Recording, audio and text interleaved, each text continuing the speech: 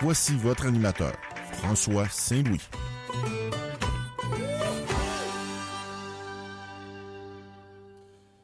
Eh bien, bonsoir, mesdames et messieurs. Bienvenue à cette édition du Journal du Soir en ce 2 mai 2018. Eh bien, ce soir, on va être avec Max Bradette, comme à chaque mercredi. Max va venir nous rejoindre vers 22h. Et d'ici là, on va brosser on va parler d'actualité. On va brosser le tableau là, de ce qui se passe, notamment au Bloc québécois.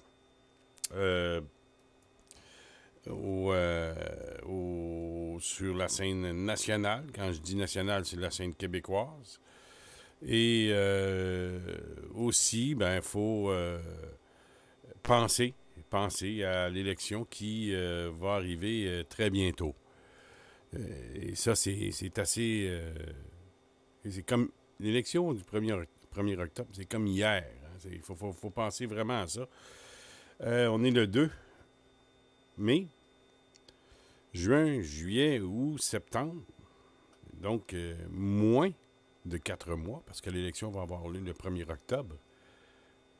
Donc, exactement dans 4 mois, aujourd'hui, l'élection québécoise va être derrière nous.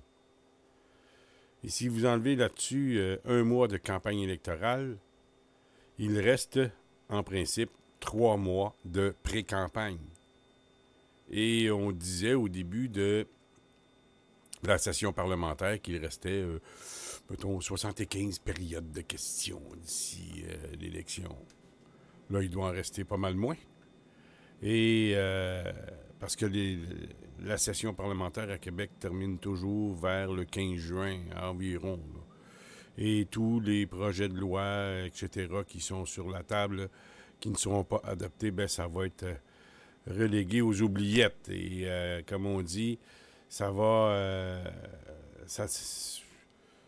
passer sous le feuilleton. Ce qui fait que il faut s'attendre à ce qu'il y ait peut-être 2 projets de loi là, qui seront adoptés, qui vont vraiment peut-être avoir une incidence directe sur nous, sur la population générale. C'est un petit cadeau de fin de mandat du gouvernement Couillard. Toujours possible, tout ça. Reste que on s'aperçoit que ça commence à se définir un peu, là. Et on apprend le retrait de la vie politique de plusieurs députés et ministres libéraux. Il y en a eu 4 au mois de janvier pour le Parti québécois. J'avoue que ça a été une situation très bien gérée par le PQ. Ça a donné un petit coup en début janvier, 7-8 janvier, parlant de 4 députés qui ne se représentent pas. Et oui, ça a duré 2-3 jours, 4 jours, mais après ça, on a passé à d'autres nouvelles. Ce qui fait que on a arrêté de parler de tout ça. Maintenant, au Parti libéral, c'est rendu 15 députés ou ministres qui ne renouvelleront pas leur mandat. Du côté de la CAQ, il n'y en a pas, ou presque. Peut-être une ou deux personnes. Et on apprend aujourd'hui que Camille Kadir ne se représentera pas.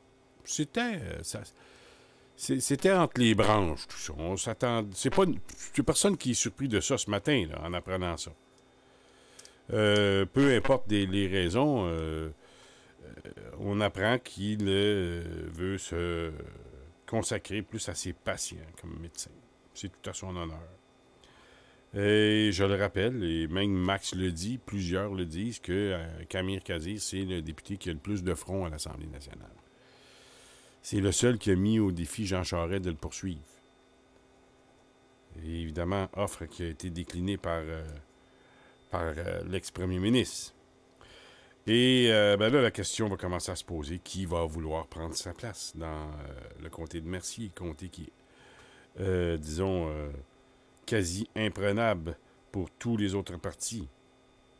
Et c'est un comté sûr pour Québec solidaire, comme le comté de Gouin. Et peut-être aussi le comté de Sainte-Marie, Saint-Jacques. Comté qui est occupé par Manon Massé. Ce qui fait que, à l'heure actuelle, les noms vont commencer à circuler au niveau de Québec solidaire pour Mercier. On verra. Ça, c'est bien de leur, disons, de leur ressort. Il reste que il n'y a personne qui a été surpris ce matin en apprenant ça. Maintenant, au niveau de... Parlant d'Amir Kadir, probablement il a été égal à lui-même aujourd'hui parce qu'il a appelé en commission parlementaire, il a appelé à renverser rien de moins que le capitalisme. Et tout ça s'est passé à l'Assemblée nationale. Il a demandé, à ouvrir le débat parce que le capitalisme n'a rien d'une loi naturelle et qu'il faut distinguer le capitalisme de l'économie. De l'économie, disons, parlant d'une loi naturelle. Et il interpellait à cette occasion la ministre de l'Économie, Dominique Anglade. Tout ça dans le cadre de l'étude des crédits budgétaires d'Investissement Québec. En fait, c'est l'Investissement Québec, mesdames et messieurs, c'est le bras financier du gouvernement. Et Kadir disait qu'il peut concevoir un système meilleur que le capitalisme en prenant exemple sur des lois scientifiques qui ont été supplantées au fil du temps avec l'avancement des connaissances et qu'il faut remettre en cause le capitalisme parce qu'il y a une augmentation incroyable des inégalités. C'est ce qu'il a poursuivi en plaidant que c'est grâce à la concurrence du système socialiste que le capitalisme se modérait autrefois pour ne pas perdre le combat contre le système socialiste. Et il nous dit que tout ça est une sorte de preuve du dérèglement actuel. Les dirigeants les mieux payés au Canada vont gagner 200 fois le salaire annuel moyen. Et tout ça, il a raison, dès le 2 janvier de chaque année. Ce qui fait qu'on est en droit de se demander, parce que vous le voyez, hein, quand on se lève le lendemain du jour de l'an, que vous soyez où vous voulez, et moi, ça me renverse à toutes les fois que je vois ça. La plupart du temps, moi, je travaille le 2 janvier. Et je suis un utilisateur du transport en commun à Montréal. Et ceux qui ne sont pas venus dans le métro de Montréal depuis fort longtemps, sachez que dans les 68 stations, maintenant, il y a des télévisions partout. Et dans ces télés, ben, on passe les messages. Hein, peu importe les messages qui ont une incidence sur le métro, le transport en commun, etc. Et il y a aussi des nouvelles du jour. Et c'est immanquable, à chaque 2 janvier, il y a toujours cette fameuse nouvelle qui revient. C'est comme...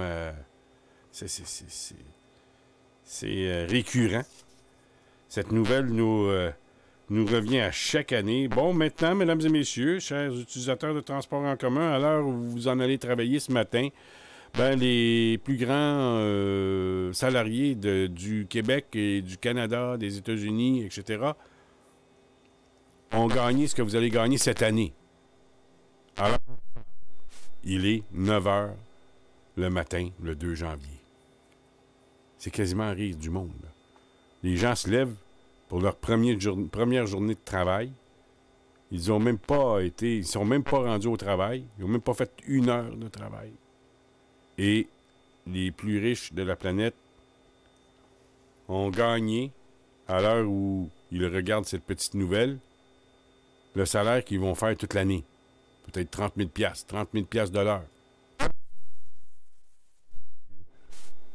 Mettez-les par jour. Ça, c'est les plus riches de la planète. Pendant que je regardais des photos ce soir de certains pays où la pauvreté est roi et maître, on est en droit de se dire on est peut-être dû pour une certaine petite révolution. Révolution qui qui prend tout son sens. Là. Les temps sont révolus. C'est incroyable quand même. Donc, évidemment, le capitalisme sauvage, je suis tout à fait d'accord avec Amir Kadir que le capitalisme sauvage, moi, je n'accepte pas. Vous savez, j'ai toujours la difficulté quand on parle du salaire minimum, parce que ça a augmenté, le salaire minimum a augmenté à 12 $ l'heure ici au Québec hier, 1er mai. Et il y a des gens qui nous disent, qui nous ramènent toujours, ben c'est pas bon, ça va faire perdre des emplois aux compagnies qui engagent des gens au salaire minimum. Ils vont couper parce qu'ils font passer l'argent. Ben, vous savez, quand c'est un dépanneur qui emploie au salaire minimum, là, c'est pas pareil. Quand on a une compagnie de 150 personnes, vous savez, les usines à Guenilles qu'on parle là, sur la rue Chabanel à Montréal, là. C'est du salaire minimum en masse là-dedans. Là. Ou d'autres types d'emplois. Ce qui fait que j'ai toujours la difficulté avec ça. Parce que pour créer la richesse, il faut dépenser. En fait, ce qui fait rouler l'économie, c'est si les gens dépensent ou pas. Si les gens ne dépensent pas, oubliez ça, on va être en crise économique. Sachez que ceux qui sont au salaire minimum, qui gagnent qui ont 11 piastres et 25 ou maintenant 12 $ là, de l'heure, ben, qui font un salaire de 480 $ par semaine. C'est ça, là, 12 piastres de l'heure. C'est même pas 500 piastres par semaine. Enlever l'impôt, il en reste peut-être 400, 425, 410. Si c'est 400. Donc, les gens ont assez peu d'argent qu'ils n'ont d'autre choix que de dépenser ce qu'ils ont. S'ils ont 400 piastres par semaine, ils vont le dépenser, le 400 piastres. Ils n'ont pas assez d'argent pour se mettre de côté. Oubliez ça. Les gens peuvent se mettre de l'argent de côté quand ils font des salaires plus élevés. Tant que tu ne gagnes pas 20, 22 piastres de l'heure, tu ne peux pas t'en mettre de côté. C'est impossible. C'est quasiment impossible. Et que vous auriez beau me dire que les shops à Guenilles, là, sur la rue Chabanel, ça serait pas bon pour eux, mais si les gens gagnent plus cher, bien, ils vont pouvoir s'acheter peut-être un petit morceau de linge de plus par année. Donc, ils vont être regagnants probablement en bout de ligne. C'est pas scientifique ce que je dis, mais il me semble que c'est une sorte de logique. Et je pense que le capitalisme sauvage, quand on pense au 1%, eh bien, je pense qu'Amir Kadir est en droit de... Je ne dis pas qu'il a raison sur tout, parce que le capitalisme est encore le meilleur des systèmes. Pour moi, je pense que le capitalisme est le meilleur système de création d'emplois. Allez en parler aux gens à Cuba. Je dis pas que tout est mal à Cuba et tout est bien, là, c'est pas ça que je dis, mais vous savez, j'ai travaillé avec une Cubaine, une fille de Cuba qui s'est sauvée de Cuba, qui était dans une, disons, je dirais pas la discipline, mais dans une certaine équipe nationale cubaine. C'est une femme qui avait même laissé son enfant à Cuba en compagnie de son mari pour venir faire des démarches au Québec, par la fin même au Canada, parce qu'on y est toujours. Et elle me disait, parce que quand je travaillais avec cette demoiselle, on écoutait les nouvelles en travaillant, et il y avait une nouvelle d'un pédophile là, qui était accusé de quelque chose, ou retenu coupable. Ou non, c'est pas ça le but de mon exposé. Mais elle me disait, tu sais, chez nous, à Cuba, il n'y en a pas de pédophiles. Je dis, ah non? Oh non, il n'y en a pas. Parce que s'ils se font pogner, c'est fini pour eux, là. Fait que, il n'y en a pas. Vous voyez que c'est pas tout mauvais, hein? Le communisme, mais il y a des bons côtés. Mais il y a des mauvais côtés. Et tout le monde égal. Je veux bien qu'on soigne tout le monde, les dents, les dentistes, puis tout ça, les médecins, etc. Tout le monde a droit à ça. Il y a toujours un équilibre entre les deux. Hein. Regardez, au Québec, tout le monde a accès à la médecine. Ah, vous allez me dire, oui, c'est long, le temps d'attente dans les hôpitaux, c'est vrai. Mais vous allez être les premiers à me dire que une fois qu'on a passé le triage, la salle d'attente, l'urgence, eh bien, quand on a notre lit à l'étage, bien là, on est super bien soigné. On n'a rien à envier aux autres pays de la planète. Bon, évidemment, l'urgence, c'est un peu plus long. Bon. On peut pas être parfait en tout. Mais il reste que, quand arrive le temps des élections, eh bien, les promesses des hôpitaux, des temps d'attente, ce qu'on nous a dit là, dernièrement, là, la semaine dernière, que ça a baissé. Si c'est vrai, tant mieux. Mais il reste que, avec tout le fric qu'on met dans le système de santé au Québec, ben ça a besoin de baisser. Et on s'aperçoit et on voit très bien que les médecins raflent le magot, hein. Ils remplissent leurs poches. Ça, c'est d'une évidence implacable. Moi, je peux vous dire une chose, j'ai 55 ans, j'ai jamais vu ça depuis que je suis de la politique assidûment. Vous savez, quand j'étais jeune, 18, 20, 25, 30 ans, on disait que les médecins étaient sous-payés au Québec. Probablement. Mais là, on est passé on est passé d'un bout à l'autre, là. On est quasiment les moins payés au mieux payés. Et ça n'arrête pas je dirais, d'augmenter. Quand c'est pas la faculté de médecine, telle spécialité, puis là, on apprend aujourd'hui que les médecins ont une prime de 100 000 $, je pense, pour superviser les super infirmières. On peut en parler à Max, il connaît bien non pas qu'il travaille dans ce domaine-là, mais il a déjà eu une copine qui est infirmière. Donc, il connaît pas pire le dossier. Et que, en fait, pour faire une histoire courte, il y a des super infirmières qui ont droit à plusieurs actes médicaux, beaucoup plus d'actes professionnels que s'ils n'étaient pas des super infirmières. Ben, ils sont engagés dans certaines cliniques privées de médecins qui, eux,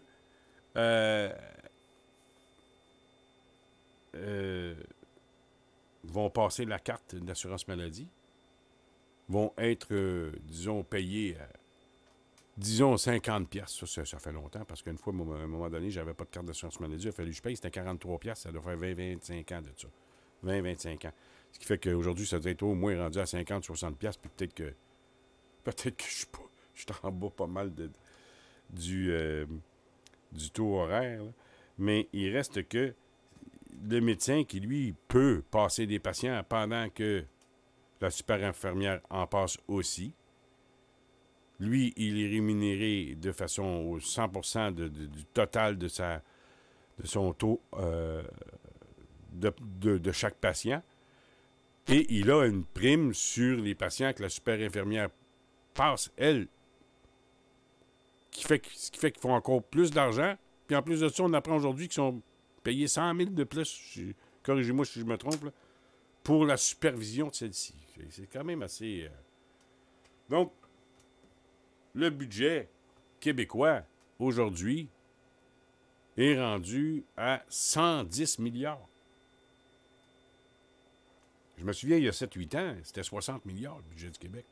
En 6-7 ans, ça a passé de 60-70 milliards à 110 milliards. Le dernier budget, c'était 110. L'an passé, c'était 100. Passé de 10 milliards pour un an. En l'espace d'un an, le budget du Québec a augmenté de 10 milliards. Ils l'ont pris où, l'argent? Dans vos poches, mesdames et messieurs, dans vos poches, parce qu'ils n'impriment pas d'argent, le gouvernement du Québec. Parlant de vos poches, si vous suivez le coût du litre d'essence, est-ce que c'est de la collusion que les pétrolières font? Les grandes les grandes compagnies de gaz, Esso, Shell, toutes les compagnies. Quand on se promène en auto, puis on voit que l'essence augmente, mettons, un vendredi matin, elle est, supposons, à 1,35. Tu te lèves, tu te couches le jeudi, tu te lèves le vendredi matin, tu t'en vas travailler, tu regardes le Texaco, le Shell, Esso. Mets-moi-en si vous voulez, là, que j'oublie, là. Et ils ont tous le même prix. Est-ce que vous êtes en train de me dire qu'il y en a un qui se lève dans le... Il y en a un qui prend son escabeau, ou c'est fait de façon digitale aujourd'hui, mais un espionne l'autre, puis hey, boss, l'autre bord, ils l'ont mis à 1,45. OK, nous autres, ici, on le met à 1,45. Mais comment ça se fait que il n'y aurait pas l'esprit de concurrence là-dedans? Regarde, on va le mettre à... Il l'a mis à 1,45, on va le mettre à 1,43. Vous allez voir la file de monde qui va être au garage à 1,43. Et si l'autre réagit de la même façon, on se dit, ah oui, il l'a mis... Là, on parle de compétition des prix, de guerre des prix. Mais on n'en est pas là dans l'industrie du pétrole. Connivence, collusion. Vous savez, si on est en compétition, on n'est pas en compétition avec quelqu'un qui a le même prix que nous. Vous savez, il faut bien se rendre à l'évidence que ces gens-là se tiennent. Les pétrolières. Ils se tiennent en maudit. Il y en a un qui le met à 1,40, on le met tout à 1,40. 1,40,9, hein? Non. 1,40,9, parce que là, vous savez, dans le subconscient des gens, 1,40,9, les gens disent 1,40. En fait, c'est 1,41. Une pièce et 41 sous.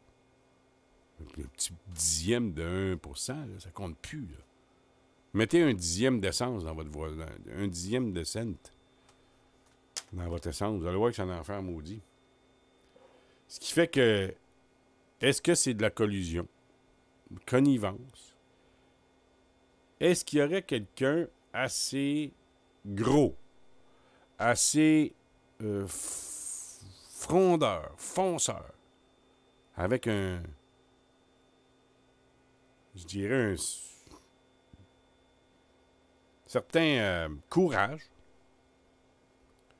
pour intenter une poursuite aux grandes pétrolières? Juste le fait de penser à ça, de dire, de le dire, l'évoquer, puis ben, ça peut mettre la vie en péril de quelqu'un. Affronter les pétrolières, là, ça prendrait un joli recours collectif. Et ce recours collectif, il faudrait qu'il soit devant les tribunaux. Accusé de collusion. C'est ça, la collusion, je pense. En tout cas, moi, ceux qui... vous savez, quand c'était il y a... Moi, j'observais un peu plus ça. Quand l'été passé, moi, j'ai un scooter puis j'ai une voiture. Avec mon scooter, ben, je regarde pas trop le prix de l'essence parce que ça coûte 4 piastres remplir mon réservoir. Mon réservoir ne me coûte que 4-5 $.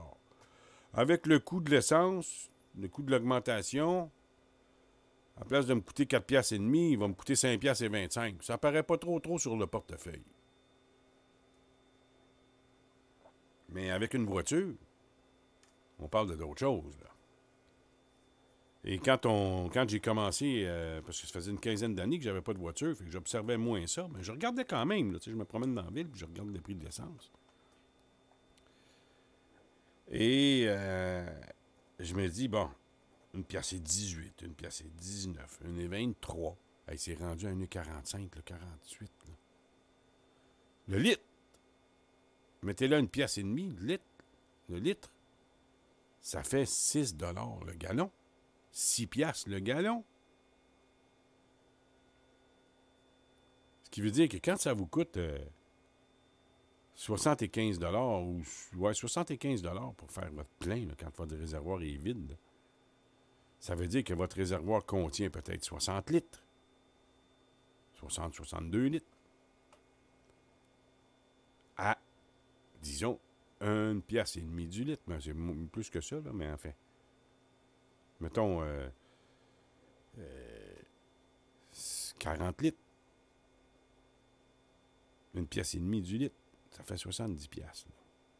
80 piastres. Non, moins. 30 divisé par 2, 15, 45 piastres. Si vous avez 40 litres. Je vais trop vite, là, peut-être. 40 litres, ça fait 40 piastres. 40 piastres, ça fait 60 piastres. 40 litres, ça fait 60 piastres. 40 litres pour un réservoir d'essence, ça dépend. Vous avez un moteur économique, parfait, tant mieux. Mais il reste une chose, c'est que ça a passé de 1,20 à 1,50 en 2-3 semaines, un mois. 3 semaines, un mois, là, à 30 cents d'augmentation d'un coup. Ça paraît en maudit quand si ceux qui ont des plus grosses voitures, il y en a qui vont dire c'est à vous autres de vous acheter des plus petits chars, des plus petites voitures. Pour ceux qui sont à l'international, qui vont nous écouter en ce moment, au Québec, une voiture, on dit ça, on dit un char. Pas un char d'assaut, là, un char. Une automobile.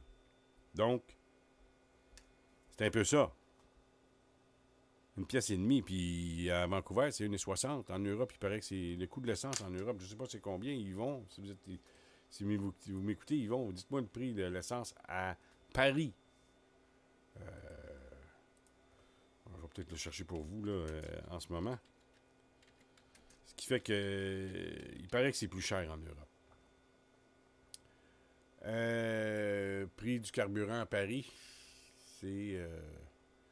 je sais pas, là. Je vais essayer de vous le trouver. Prix des carburants. Pas des carburants, du carburant. Une est... Attendez, j'ai peut-être vu un chiffre passer, là. Une est à... En fait, une est 60... une est 66 l'euro. Mise à jour le 27 du 4. Ça fait pas si longtemps que ça. Prix d'essence, une est 64 €, ce qui fait qu'en canadien, c'est probablement 2 $. Le litre. C'est plus cher qu'ici. Mais on se rapproche. Entre une pièce et demie, s'il y a un autre bon de 25-30 cents, puis on arrive à 1,75 dans quelques mois, ben dites-vous que ouais. Il n'y a rien qui me dit que ça va baisser. Il n'y a rien qui me dit que ça va baisser parce que le congé de la fin de semaine des Patriotes qui arrive dans 2 semaines. Et pas trop longtemps après le congé de la fête des Patriotes, ben il y a la Saint-Jean-Baptiste. Dans 1 mois et demi, là, on est rendu à la Saint-Jean-Baptiste, mesdames et messieurs. Fait que sachez qu'il est fort possible que l'essence ne fasse pas de bons, mais par en bas, mais plutôt des bons par en haut. Le prix du carburant. C'est à suivre parce que c'est un facteur qui pourrait faire mal à l'économie, à ce que les gens dépensent moins, mettre l'argent sur le coût de l'essence. Moi, dans mon cas, encore une fois, aujourd'hui, j'ai pris mon scooter. Demain, je vais prendre le métro. Jamais je ne vais travailler avec ma voiture. C'est très rare. C'est assez rare, le moins souvent possible, en fait. Il y a 2-3 facteurs que je mets en faveur du transport en commun. Le prix de l'essence, 1. 2, l'usure du véhicule. Et 3, je vis à Montréal, le temps dans le trafic, mesdames et messieurs. Le trafic. Et ça, je pense que c'est une des premières Ben, les trois s'équivalent, là. Le temps, le coût de l'essence et, évidemment, l'usure du véhicule. Accident, peu importe. Vous savez, je le prends seulement que la fin de semaine, ben, je pense que je juge mon véhicule beaucoup moins que si je le prenais 7 jours par semaine. Et ce matin, j'ai pris une chance. On annonçait de la pluie. J'ai pris mon scooter. J'ai dit, tiens, je vais m'essayer pour une fois. Et j'avoue que mon petit chemin que je prends, il est très bon. Je pique à travers la montagne, le Mont-Royal. On va en reparler du prix de l'essence, de connivence, collusion, peu importe. On va revenir là-dessus, mesdames et messieurs. On va essayer de trouver quelqu'un qui est connaissant en la matière et qui pourrait peut-être donner certaines pistes de solutions, sait-on jamais. Recours collectif, peu importe, il faut penser à ça à un moment donné. Il faut montrer aux pétrolières qu'ils ne sont pas tout seuls sur le terrain. Il y a des gens qui peuvent s'organiser contre eux et qu'on peut, disons... en fait, c'est de ne pas se laisser faire. Et à quand un gouvernement qui va affronter les pétrolières? C'est bizarre, hein? Ah, il y en a qui vont me dire, oui, plus le gouvernement, plus l'essence est cher, plus le gouvernement en met dans ses poches au niveau des taxes. Ben oui, c'est vrai. Mais plus le gouvernement en met dans ses poches au niveau des taxes, il y a un équilibre à tout dans la vie, mesdames et messieurs. Oui, il y a des taxes au niveau du prix de l'essence que le gouvernement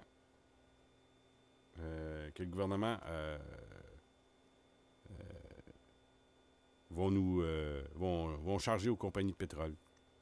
Mais les gens qui mettent plus d'argent pour leur essence, ben ils ne mettent pas ailleurs.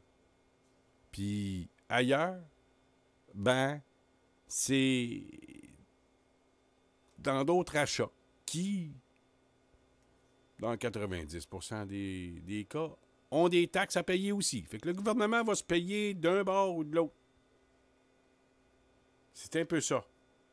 Fait que l'augmentation, si le gouvernement ne fait rien, mais là, est-ce qu'un gouvernement a assez de couilles pour affronter les pétrolières? Ça, c'est une autre histoire.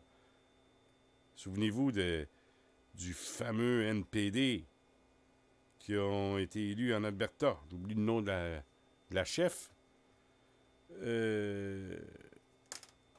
NPD qui a été élu. Qui aurait dit que le NPD aurait été élu en Alberta il y a 10 ans? Jamais. Mais là, il y a eu un gouvernement NPD élu il y a 3-4 ans. Premier geste de la première ministre élue du NPD. Elle n'avait même pas formé son conseil des ministres, souvenez-vous, à l'époque. Le lendemain, elle est allée voir personnellement les pétrolières en Alberta pour les rassurer. Faites-vous-en pas, il n'y a rien qui va changer. NPD, mesdames et messieurs, supposément la gauche socialiste qui prenait le pouvoir. Eh bien, c'est un peu ça. Ça réagit, les gouvernements changent, mais il faut bien se rendre compte que les lobbies en arrière de ces grandes pétrolières sont très, mais très, très forts. Et gare à ceux qui ils veulent s'y frotter. Ne serait-ce que s'y frotter. Je voulais vous en parler parce que c'est un peu tout le monde qui paie pour ça. Vous savez, si l'essence est moins chère, ils vont être encore là, les stations de service. Les stations de service vont être encore là.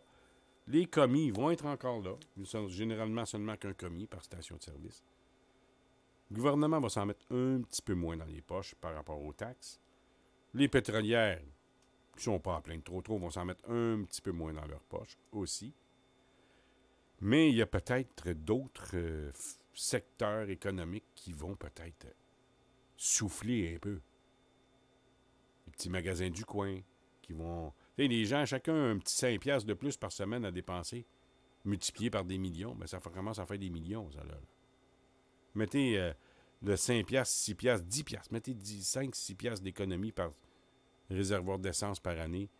Eh bien, sachez que si tout cet argent-là était réinjecté dans des petits commerces de proximité, eh bien, peut-être pas au bout d'une semaine, mais au bout d'un an, ben, ça pourrait faire en sorte que l'économie serait peut-être meilleure. Me semble. Je peux me tromper, mais pas évident. Tantôt, je vous parlais, mesdames et messieurs, que j'ai emprunté en plein milieu du Mont-Royal pour me rendre à mon travail. En fait, j'ai pris le boulevard, pas le boulevard, attends,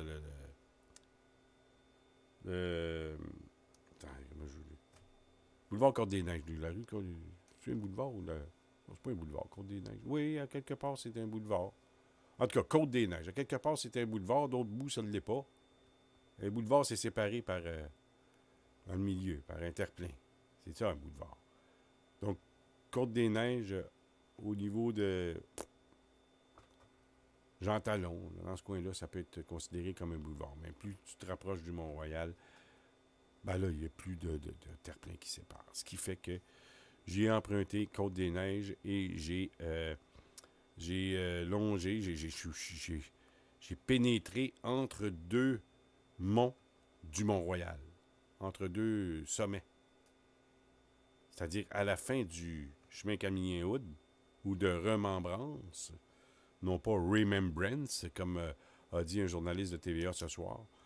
Il a fait son topo, mesdames et messieurs, parlant du chemin de la remembrance, en parlant du chemin de la remembrance. Je sais pas, j'ai jamais entendu la prononciation du chemin de la remembrance de ma vie à l'anglaise. C'est la première fois que j'entends ça. Quand j'ai été, vous savez, quand tu entends ça la première fois, tu dis, qu'est-ce qu'il dit là? Mais en tout cas, je sais pas pourquoi. Je sais pas de où il a pris ça, cette prononciation, mais il a prononcé à l'anglaise. Enfin. Mais, la ville de Montréal, l'administration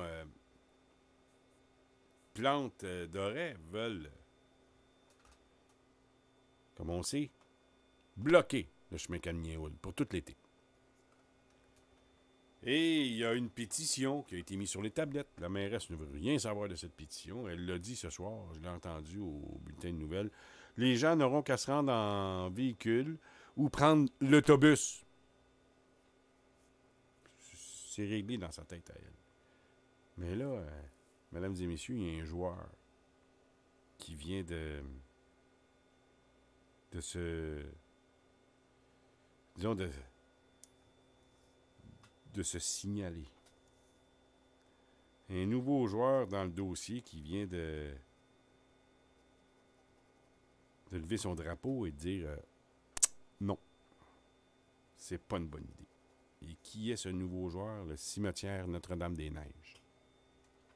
Vous savez, il y a 2 entrées au cimetière Notre-Dame-des-Neiges.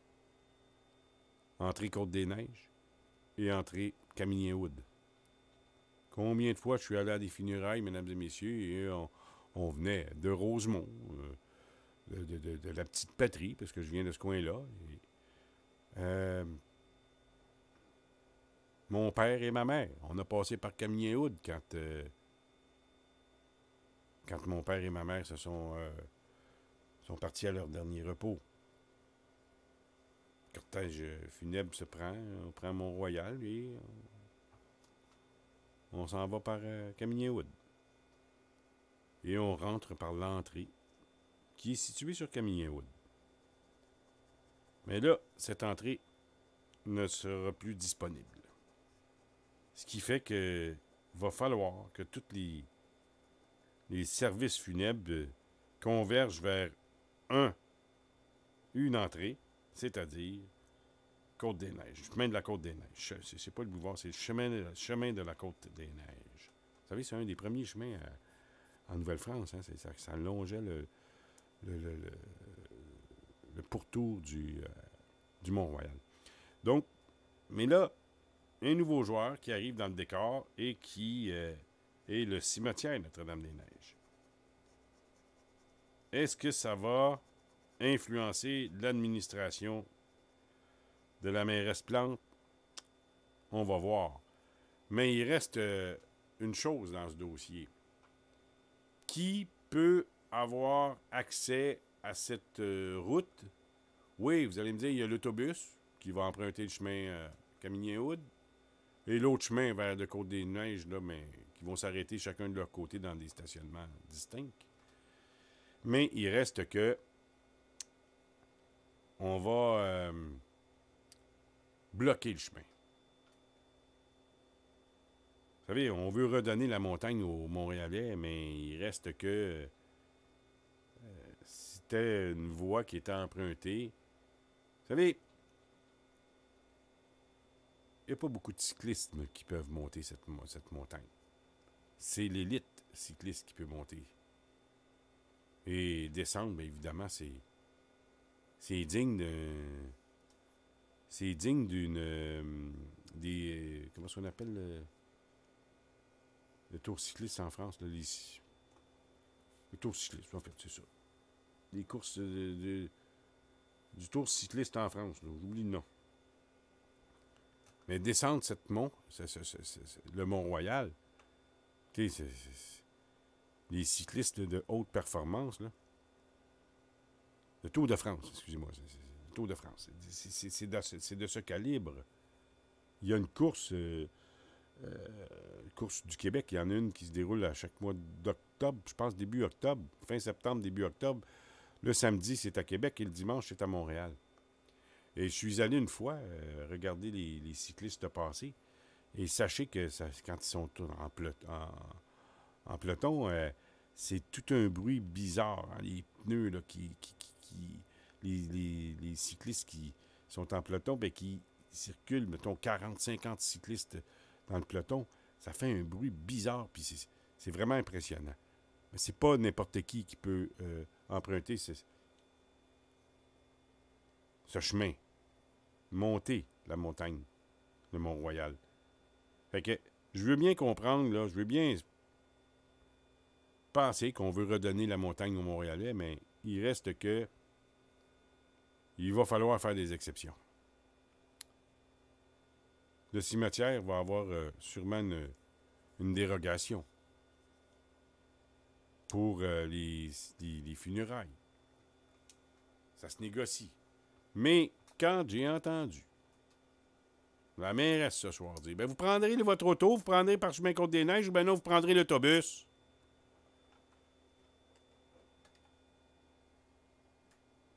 Je veux juste m'adresser à vous, Mme Plante, ce soir. Il y a beaucoup de gens qui vont voir leurs proches au cimetière.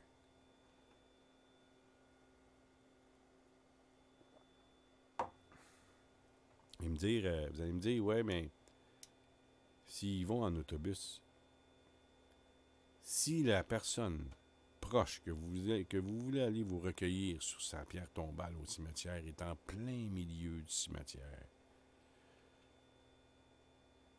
j'ai une question à poser à Valérie Plante. Combien est-ce qu'il y a de kilomètres de route dans le cimetière Notre-Dame-des-Neiges? Allez, posez la question. Les journalistes intelligents, là. Combien est-ce qu'il y a de kilomètres de route dans le cimetière Notre-Dame-des-Neiges? Moi, je connais la réponse. Allez prendre l'autobus et que l'autobus vous descende à l'entrée du cimetière sur Côte-des-Neiges. Allez, tiens, je vais vous donner un exemple. Allez voir Pierre Falardeau. Je sais exactement où il est, Pierre Falardeau, là. Il est au fond du cimetière. Puis il y a encore plus loin que ça. Ben, je peux vous dire une chose, si vous descendez l'autobus, Côte-des-Neiges, à l'entrée du cimetière, vous allez voir Falardeau, puis vous revenez à pied pour prendre l'autobus, vous allez marcher environ un 6, 7, c'est pas 8 km.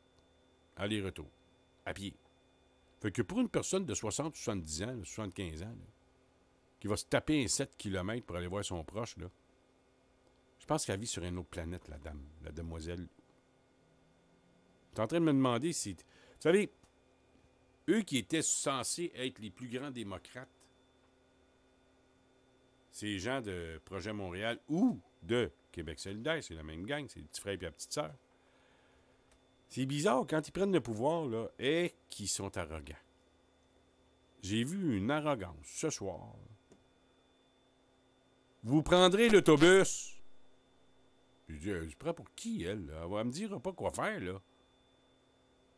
Moi, d'une manière ou d'une autre, je connais assez le terrain pour me rendre en auto puis sortir de là en auto. Je n'ai pas nécessairement besoin du chemin de Camillien-Hood pour prendre mon auto puis aller de l'autre bord. Il y a un truc, il y a un chemin secret. Et ça me dérangerait même pas de prendre ma voiture cet été puis de faire complètement le chemin secret avec une petite caméra puis d'envoyer ça dans les médias, me garde. Regardez, si j'ai le temps, je le ferai. Une chose certaine, il y a un chemin où on peut prendre sur le Mont-Royal et prendre sa voiture sans avoir besoin du chemin Camillien-Hood. Mais ça, je ne le dis pas, c'est un secret. Un vieux secret de Montréalais. Pour les plus aguerris, ceux qui connaissent le Mont-Royal, vous le connaissez peut-être. On ne dira pas le truc. Parce que elle va venir mettre des gros carrés de béton à l'entrée du chemin secret, le chemin secret. Enfin. Mais tout ça pour dire que, encore une fois, je vois une certaine condescendance de la mairesse de Montréal. Bon, visiblement, Max ne sera pas avec nous ce soir. Je lui ai parlé, en fait, un petit peu avant l'émission. Il travaille fort, le cher Max, parce qu'il organise de quoi pour le 2? Non, le 5 mai, samedi. C'est le Derby du Kentucky. Et je compte bien y aller faire un tour au complexe Dupuis. Pierre Dupuis au métro Berry-UQAM. Samedi, 17h, je vais être là. Et mettre un petit 2 sur un des chevaux là, qui aura peut-être des chances de gagner. Je demanderai à Max. Je ne sais pas s'il a le droit de me donner il a sûrement le droit de me donner son opinion. Mais il gagne sa vie avec ça, Max, maintenant. Ça fait que... En tout cas, je pense qu'il ne sera pas avec nous ce soir. Et on va le reprendre la semaine prochaine. Entre-temps, j'ai un texte que je voulais vous faire part. C'est un texte de Freddy la Terreur. Freddy la Terreur, mesdames et messieurs. Un texte qui... je sais bien, mon cher, mon vieux chum Allinger, on chicane un petit peu sur les réseaux sociaux, là, sur notre téléphone cellulaire dans le jour. Des fois, il m'appelle, puis il me parle. Non, pas il m'appelle, mais il me texte sur Martine Ouellette. Et... Vous savez, je n'ai rien de personnel, mesdames et messieurs, contre Martine Ouellette. Je ne la connais pas. Mais force est de constater que pas facile. Ouais, Martin, tu me dis parler du départ d'Amir Kadir. J'en ai parlé en début d'émission du départ d'Amir Kadir, qui voulait aller s'occuper un peu de ses patients. Martin me dit, tu l'aimes tellement, Amir. Ben, je trouve que c'est un politicien qui a quand même eu le courage d'attaquer Charest. Le seul, en dehors de l'Assemblée nationale, en dehors du Salon Bleu, où il a son immunité. Il n'a pas eu peur d'affronter, de provoquer et de mettre au défi Jean Charest et Pierre Bibeau, de traîner devant les tribunaux Amir Kadir, qu'il était prêt, Amir Kadir, à aller dans la boîte contre Jean Charest. On sait que Jean Charest n'a pas répondu à l'appel d'Amir Kadir, parce qu'il savait très bien dans quoi il s'embarquait, Jean Charest. Donc, il va laisser quand même une certaine marque, Amir Kadir, au niveau de la politique, avec son franc-parler. Et politicien qui n'a pas eu peur d'aller sur les barricades, aux barricades, de foncer. Et par contre, j'aime bien dire, ou j'aime bien rappeler aux gens qu'Amir Kadir, c'est le député qui paye toujours les frais sont les cautions de... Comment il s'appelle, là? Jackie Singh. J'aime le rappeler. Parce que, à un moment donné, c'est déjà passé en cours, et puis Jackie Singh était juste avant moi. C'était dans le cadre des manifestations en 2012. J'avais été arrêté, et je passais, j'avais une comparution. Et pas qu'à dire, mais Jackie Singh comparaissait juste avant moi. Et pour ouvrir son dossier pour le procès, il dit au juge, « Monsieur juge, votre honneur, je ne sais pas trop quoi, je veux avoir mon procès en anglais. » Pas bougé. OK. Il a demandé son procès en anglais. Maintenant, Martin me dit, ça ouvre la voie, le comté de Mercier. Ça ouvre la voie à Evelyne Abitbol. Ah, je savais pas. Je savais pas qu'Evelyne Abitbol était dans Québec solidaire. Je suis pas ça, vous allez me dire, je suis pas les tendances ou disons, le côté partisan de tous et chacun. Mais effectivement, ça va ouvrir le comté de Mercier, comté qui... Vous savez, le vieux dicton, tu présentes un cochon rouge dans la ville Saint-Laurent, ben ça passe, le Parti libéral. Ben là, ça va être tu présentes un cochon orange, puis ça passe pour Québec solidaire. Au-delà de ce que vous me dites, moi, si Québec solidaire ne passait pas dans Mercier le 1er octobre prochain, ben, je tomberais en bas de ma chaise, puis je serais prêt à gager ben de l'argent pour Québec solidaire, évidemment. Même ceux qui veulent gager un 5000 $, là, en illusant, je suis prêt à gager. Moi, je prends pour Québec solidaire. Vous avez 5000 $, à mettre contre Québec solidaire. Venez-vous-en avec moi. Moi, je vous gage ça. Moi, Québec solidaire a été élu. Peu importe le candidat qui va être pour Québec solidaire au 1er octobre prochain, c'est Québec solidaire qui va être élu. Même chose pour dans le comté de Gouin. Même chose dans le comté de Gouin. 5000 $. Mettez l'argent ici sur la table. Moi, je mets 5000 $. Pas besoin de la mettre, l'argent, là. On va se serrer la main. Québec solidaire, là, c'est évident que c'est élu dans Gouin puis dans Mercier. Fait que peu importe qui vous allez proposer, c'est Québec solidaire qui va être élu. Maintenant, on va faire une courte pause. On va vous revenir avec le fameux texte de Freddy Laterreur, qui est bon. Pas nécessairement d'accord avec tout ce qu'il dit, mais en général, c'est pas mal bon. Il résume un peu la situation du mouvement indépendantiste au Québec. Et je pense que Fred voit assez juste. Et j'aime ça quand quelqu'un prend la peine de prendre la plume et d'exprimer, de mettre sur papier sa vision. Surtout de Freddy Laterreur que je connais, qui est assez expérimenté. Mais comme je disais, pas obligé d'être d'accord avec tout ce qu'il dit, mais il touche des maudits bons points. Il met pas tout ça sur la faute de Martine Ouellette, mais il met pas tout... il mélange pas tout. Là. Mais il reste une chose, c'est que il fait un bon portrait du mouvement souverainiste au Québec. OK, on va... je trouve pas mes pubs, là, j'en marche, je sais pas où il m'a mis mes publicités dans le programme. J'essaie de voir, là, mais je suis pas... je vois pas, j'ai tout perdu ça. Fait que on va passer à une pièce musicale. Le temps qu'il me replace mes pubs.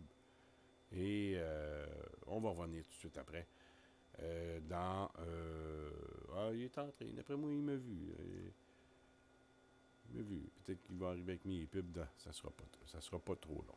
En attendant, on va faire entendre un petit pot pourri, petit medley, campagnard, tout ça au Journal du Soir sur radioinfocité.com.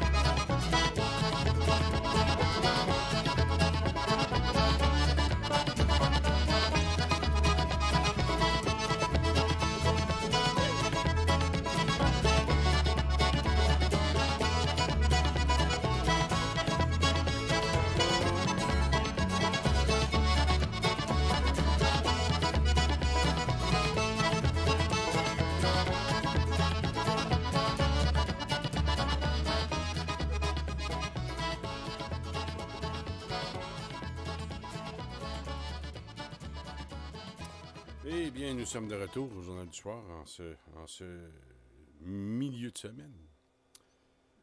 Et c'est une chance que parfois j'ai ce vieux Martin Lamontagne, Martin Joseph, qui me dit qu'Evelyne Abitbol ne sera pas candidate, évidemment, pour Québec solidaire dans Mercier, mais plutôt pour le Parti québécois, Mme Abitbol. Et j'ai commis l'impair tantôt de vous dire qu'elle serait peut-être candidate de Québec solidaire. Je n'étais pas au courant, je vous le dis tout de suite. Là, je savais pas. Je ne savais pas en ayant le nom de Mme Abitbol. J'étais surpris un peu parce que je l'ai vu souvent au Parti québécois puis au Bloc. Fait que j'étais surpris un peu quand je disais ça. Mais sait-on jamais, il y a des gens qui changent de bord. Mais non. Martin me dit, corrige-toi François, Evelyne Abitbol est la candidate du Parti québécois dans Mercier. Et pour Québec solidaire, Martin me signale que le candidat de Québec solidaire dans Mercier n'est pas désigné encore, mais on parle d'Alain Vadeboncoeur, candidat de Québec solidaire dans Mercier. Probablement un nouveau dans le paysage, là, qu'on ne connaît pas trop. Je ne peux même pas mettre de visage à son nom. Peut-être qu'il est connu, évidemment. Martin, peut-être qu'il le connaît. Il a déjà été à Québec solidaire, Martin, mais il reste que c'est pas des gens qui sont pas connus là, au niveau du public. Et, bon, c'est ça. Je reviens, mesdames et messieurs, avec ce que je vous ai parlé en début de... juste avant la pause, du texte de Freddy Laterreur. Je vais vous le lire. Et c'est pas mal. Il n'est pas parfait, là, mais ben des points qui sont pas mal. Et ça commence comme ça. Comme tout le monde, j'ai très mal vécu le dernier Conseil national du Bloc québécois sur ce plancher, véritable champ de bataille d'une guerre à finir entre deux factions opposées. Il semble que l'ultime charge des opposants de Martine Ouellette ait lamentablement échoué. Mais comment diable ce parti est-il devenu à se décomposer de l'intérieur de cette façon? Voici la vraie histoire. Texte de Freddy Laterreur qui s'intitule « Petite histoire de la mort annoncée du Bloc québécois ». Ce qui se passe au Bloc québécois est la résultante de ce qui se passe dans l'ensemble du mouvement indépendantiste depuis la défaite de 1995. À savoir l'exclusion lente et inexorable des militants indépendantistes les plus engagés et la démobilisation lente des plus attentistes aux prises avec la charge de travail supplémentaire que le départ des premiers leur a laissé dans l'organisation principale du mouvement. Et comme on le sait, le fractionnement des indépendantistes en plusieurs partis a des conséquences évidentes sur la force du tout. La création de Québec solidaire, la création d'Option nationale, a privé le seul parti indépendantiste crédible de ses forces les plus vives et mobilisé et a fait apparaître des dissensions publiques dont se sont délectés les fédéralistes des 2 dernières décennies. Et c'est ainsi que la crise au Bloc québécois n'est pas née avec Martine Ouellette et on ne saurait lui faire porter l'entièreté du marasme dans lequel on avait plongé son parti. Et elle est arrivée à un moment où les forces en présence étaient déjà profondément divisées et au bord de la guerre civile. Et en ce sens, c'est faire preuve de mauvaise foi ou d'incompréhension totale que d'accuser Martine Ouellette de ne pas être rassembleuse, alors que la crise découle d'une division préexistante largement attribuable à l'échec des leaders indépendantistes précédents à coaliser les différentes tendances du mouvement, poussées à partir du parti mère en raison de l'intransigeance de ces derniers. Le Bloc québécois, comme l'ont remarqué les députés à l'origine de la fronde, n'est plus le parti de Gilles Duceppe. Ces instances sont maintenant contrôlées par de simples militants qui n'ont rien de fins stratèges, mais qui ont néanmoins Ils ont néanmoins travaillé dur toute leur vie pour la cause, souvent pour des politiciens qui n'avaient pas vraiment l'indépendance à cœur, prêts à mettre de côté pour gagner quelques votes. Et ces militants qui tiennent le fort, alors que la cause est à son plus bas, pensent que cette dégringolade est justement due à l'inaction des gens qui ont toujours soutenu ou ils leur en veulent peut-être un peu beaucoup.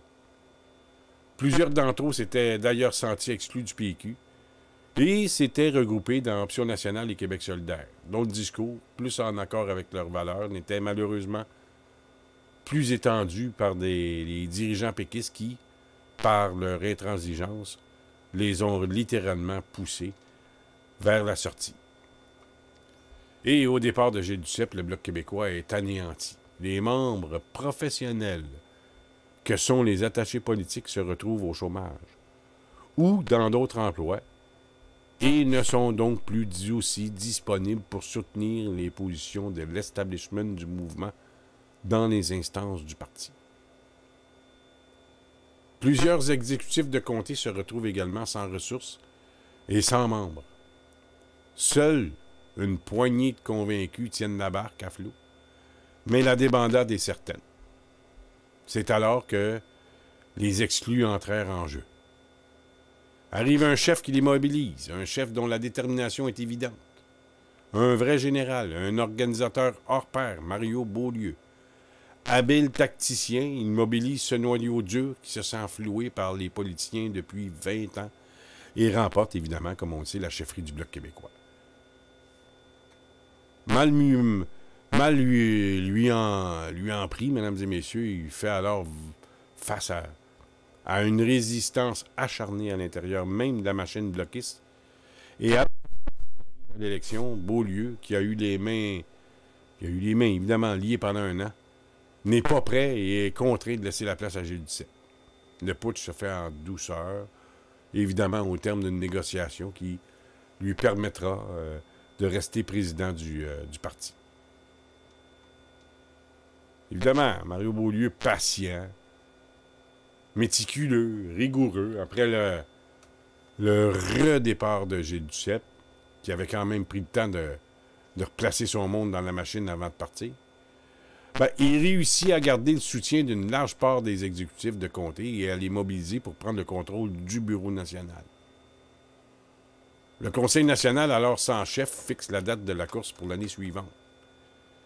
Les militants et les élus espèrent qu'une personne de valeur manifestera son intérêt, mais personne ne vint. Beaulieu recrute donc Martine Ouellette, une personne qui, comme lui, partageait la même volonté et le même empressement que les membres et qui le soutenaient toujours. Il n'en demeure pas moins haï, voire détesté de ceux qui, avant son arrivée, partageaient l'attentisme désormais traditionnel des élites du mouvement.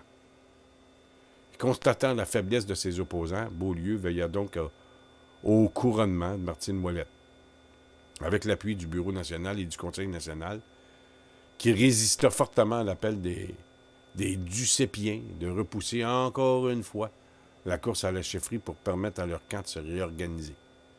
Notons qu'à ce moment, la moitié du caucus des députés appuyait le tandem Beaulieu-Ouellette.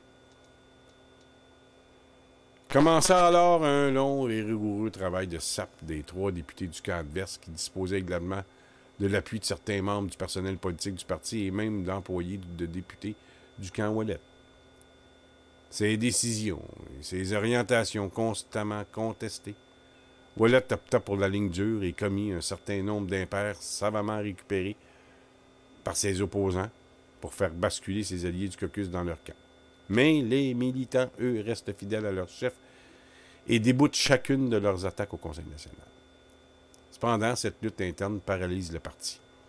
Le coulage médiatique systématique alimente évidemment une crise savamment orchestrée dont les conséquences sur les finances, la mobilisation et l'opinion publique sont désastreuses. Malgré tout, le Conseil national soutient toujours sa chef. Elle lui parle franchement de la résistance à laquelle elle se bute et le Conseil se range encore une fois derrière elle aux grandes dames des députés putschistes qui claquent la porte.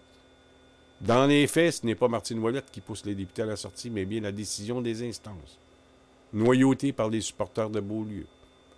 Dès lors, beaucoup de supporters du camp adverse refusent les décisions démocratiques du Conseil national et claquent la porte. Ou cessent de faire du financement. Une fois de plus, c'est l'impasse. Mario Beaulieu s'avoue vaincu et se range derrière ses opposants pour éviter la dislocation du parti. Assez courageux de la part de Mario Beaulieu, il faut le reconnaître quand même, mesdames et messieurs. Ça vient de moi. Ce qui fait qu'il lance donc une ultime fronde et invite ses militants à renverser Martine Ouellette en s'alliant avec les démissionnaires. Bien que suivi par plusieurs des siens, la grande majorité de ses militants refusent de le suivre. Même son propre exécutif de comté reste fidèle à la chef qui avait fait couronner avec l'aide de son clan. Ces militants-là sont ceux qui se battent depuis 20, 30, 40 ans et subissent le désaveu et la mollesse des gens qui ont toujours fait élire pour les voir ensuite renier leurs convictions. Cette fois, ils ont une chef qui leur dit et qui pense vraiment ce qu'ils veulent entendre, et ils ne plieront pas. Oui, la présente crise au Bloc québécois est une crise de confiance envers l'ensemble du mouvement indépendantiste. Et derrière le soutien incompréhensible de ces militants, ils ont droit lire que ces gens, dont une large part avaient déjà claqué la porte du PQ, sont des militants déçus, exaspérés, qui perçoivent que les élites indépendantistes les regardent de haut. Sans le ciment d'indépendance qui unissait jadis tous les belligérants de cette sordide histoire, le mouvement se condamne à l'errance. Je pense que c'est un texte qui vaut la peine d'être lu, relu, analysé. Je dis pas que je suis d'accord avec tout ce que Freddy dit dans son texte, mais il y a des très bonnes pistes d'analyse qui font en sorte que on peut avoir un début de discussion. Un début de discussion qui... et quand Freddy dit qu'il y a les vieux militants qui ont milité dans l'ombre depuis 20, 30, 40 ans, qui aujourd'hui occupent les postes d'exécutif national, peu importe. Aujourd'hui, ils disent bon, ben là, c'est moi qui ai le poste, là, je vais essayer d'amener ce que je veux, ce que je pense, ma façon. Et ils ne sont pas nécessairement de très bons stratèges. Ce qui fait que, à un moment donné, il faut prendre un certain recul. Parce qu'il faut... je vous ai lu le texte de Fred à l'instant, mais je vais quand même vous donner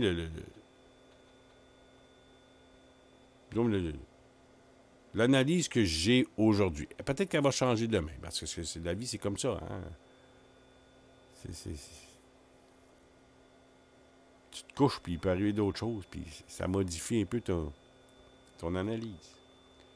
Mais aujourd'hui, je me suis levé, et l'analyse que je faisais de la situation, parce que j'essaie de regarder ça d'une façon globale,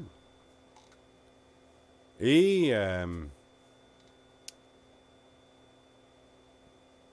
je me mets dans la peau des gens, des Québécois. Et je me dis, comment est-ce que les Québécois nous regardent? Et ils pensent quoi du Bloc québécois? Comment est-ce qu'ils voient ça? Comment est-ce qu'ils analysent tout ça? Comment est-ce qu'ils nous perçoivent? C'est ça, là. En politique, là, c'est bien beau les grands concepts, les grandes théories, puis ça, c'est parfait. Puis je renie pas les grandes théories et les grands principes. Mais il reste que ce qui est le plus important en politique, c'est le mot. Le mot est... Je pense que c'est le mot le plus important pour les politiciens, les faiseurs d'image, faiseurs d'opinion. C'est le mot perception. Comment est-ce que c'est perçu chez les gens? Comment est-ce que la population perçoit ça? Comment est-ce qu'ils pensent de nous autres? Ah, c'est évident. Il y en a qui vont venir me dire, ben les médias, ils beurrent épais. Ben oui, on le sait, tout ça, là. Mais vous savez, les médias sont quand même alimentés par des gens. Ah oui, il y en a qui vont me dire, ben oui, c'est ceux qui sont contre Martine qui alimentent les médias. Sûrement. Sûrement qu'il y en a. Mais sûrement que Martine Ouellette, mais sûrement qu'il y en a dans... Sachez que... Souvenez-vous, en 2017, quand l'attaché politique aux communications de Martine Ouellette avait appelé des journalistes pour parler contre des députés. Ses propres députés, mesdames et messieurs. Ça vient pas de Pierre-Jean-Jacques, tout ça. Son attaché politique a été obligé de démissionner à cause de ça. Il a appelé une journaliste, puis la journaliste n'a pas respecté ce qu'on appelle le secret professionnel. Ce qu'on appelle le off the record. En dehors des ongles, là, je te dis ça, ce qui arrive, elle est allée le dire, la journaliste. Puis elle est allée dire de où ça venait. L'information. Et c'était l'attaché politique de Martine Ouellette qui parlait contre les députés. T'es obligé de démissionner, le gars. Donc, là, vous savez, ça joue des deux côtés, ces affaires-là. Ça fait que je tenais à lire ce texte parce qu'on va continuer à en discuter de cette histoire. C'est pas terminé. Mais il faut prendre un certain recul à un moment donné. Vous savez, j'ai eu Mme Posé hier. Ça m'a fait plaisir. J'ai bien l'intention d'avoir d'autres députés qui ont démissionné, d'avoir leur son de cloche, des sonder un peu, mais j'ai quand même l'intention d'avoir des gens, des opinions de tous bords, tous côtés. Ça m'intéresse de voir ce qu'il y en est, de connaître toutes les vies. Mais à un moment donné, il va falloir que ça cesse. Et moi, je vais participer un peu à ce que ça cesse, tout ça. Parce que c'est toujours d'alimenter les médias nationaux. Tant qu'on reste à radioinfocité.com, c'est pas si pire. Puis qu'on vienne me lancer des bêtises, ça me dérange pas, mesdames et messieurs. Je m'en fous de ça, les bêtises. Je m'empêche pas de dormir, là. Ceux qui traitent de toi et non, là, je vous le dis, là, avant de partir à radioinfocité.com, j'ai été à la Bibliothèque nationale, louer des livres, comment devenir animateur de radio. Ben oui, je l'ai fait, parce que je suis pas un animateur de radio formé, moi, là. Je fais mon simple possible, puis c'est ça. Mais il y avait un petit paragraphe dans un des 3 livres que j'ai loués. Mesdames et messieurs, ne vous en faites pas avec les critiques parce que ça peut, si ça vous empêche de dormir, vous n'êtes pas dans le domaine. Puis ne vous sentez pas attaqué par les critiques. Il va toujours en avoir, il y en aura toujours et ça ne cessera jamais. Donc, ne prenez surtout pas ces critiques personnelles. Et je peux vous dire une chose, j'ai parlé à certaines personnes qui étaient présentes au congrès de dimanche à Drummondville, notamment ce soir. Et je leur ai dit à ces personnes-là qui, à quelques reprises, se sont sentis attaqués, ne prenez pas ça personnel. Surtout si vous savez de qui ça vient. On va y revenir. En terminant, sage décision. Hein? Vous allez me dire, je suis souvent sur le dos de l'administration montréalaise. Mais là, je suis d'accord. Et ils ont décidé, l'administration municipale, de... c'est bizarre, hein? Ils étaient contre Coderre, peut-être mais là, ils font la même chose que Coderre. Des blocs de béton pour protéger la rue Sainte-Catherine dans sa partie piétonne. Et quelques jours après l'attaque, évidemment, au véhicule bélier qui a frappé Toronto, la ville se prépare à mettre en place des mesures de sécurité sur la rue Sainte-Catherine-Est, dans le village gay, qu'on appelle le village. Et celle-ci va devenir entièrement piétonne, on le sait, jusqu'à la fin du mois de septembre, comme l'an passé et les années précédentes. Des blocs de béton vont être mis en place.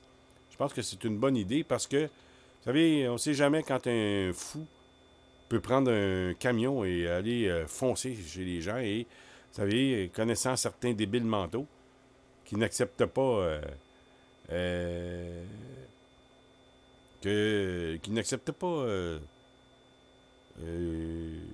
l'homosexualité, ben, il y en a encore de cette race-là qui n'acceptent pas ça. Ça va toujours faire partie de l'humanité, puis ça va toujours faire partie. Puis ceux qui ne sont pas capables d'accepter ça, je vous dis. Mais ça a toujours existé, mais des gens qui n'acceptent pas cette réalité, mais ça va toujours exister aussi, là. Et je pense que de mettre, parce que suite à ce qui arrive non seulement à Toronto, mais partout dans le monde, ben, des véhicules comme Bélier, là, qui foncent sur les gens, ben, il faut toujours faire attention. Et je pense que à cet endroit, sur Sainte-Catherine, là, je pense que c'est une bonne décision. Il faut toujours faire attention. Il y aura toujours les rues transversales, les rues perpendiculaires, mais nord-sud. Il faut toujours faire attention. Parce que des fous furieux, ça existe. Et on ne peut pas mettre des blocs à toutes les rues, là. Mais à chaque bout, je pense que c'est une bonne idée. C'est sage décision de la Ville de Montréal. En terminant, j'ai commencé à entendre parler de débats en anglais. Commentaire de Steve Fortin, qui, lui, argumente, il est d'accord, parce qu'il dit, tu sais, c'est un autre point de vue. C'est pour ça qu'en début, il faut regarder, moi, je suis probablement con, parce que ça va donner quoi à Lisée d'aller perdre son temps une soirée pour un débat en anglais? Il n'y a pas bien de votes à aller chercher là. Il y a probablement plus de votes à aller chercher ailleurs, dans les comtés, là, Masson, Terrebonne, ce coin-là. Ce qui fait que je pense que j'aurais peut-être pris cette soirée-là pour aller le faire. Mais selon Steve Fortin, puis son opinion a une certaine valeur. Qui est-ce qui a le plus à perdre d'un tel débat en anglais? C'est sûrement pas le Lisée. Ils sont pas pour. C'est sûrement pas Legault. Ils sont contre. Les Anglais. Et c'est sûrement pas Québec solidaire. Donc, celui qui a le plus à perdre, c'est Couillard. C'est pas faux. C'est pas faux. Mais ça... c'est pas un argument, que, par contre, qui va venir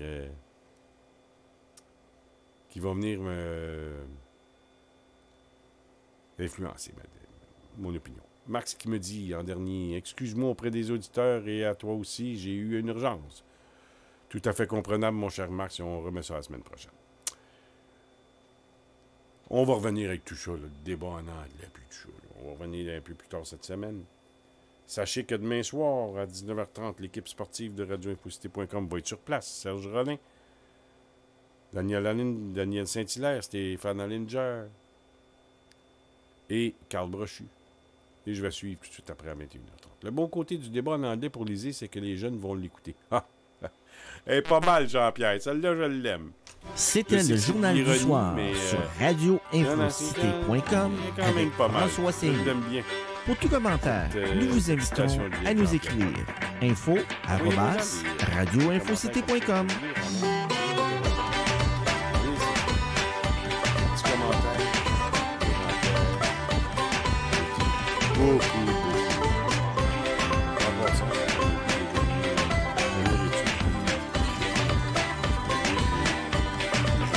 Les jeunes décrocheurs, c'est ceux qui terminent le moins leur diplôme. J'ai hâte d'en parler à Claude Veilleux. Christian Derry, qui sont des professeurs secondaires. C'est l'âge où ça décroche. Ce qui fait que c'est en plein c'est en plein dans eux, ils enseignent aux gens, là, aux jeunes, là, qui... C'est eux. C'est à cet âge-là, du secondaire 3, 4, là. C'est là que ça décroche. Pourquoi est-ce que ça décroche? Il doit y avoir des facteurs, des raisons.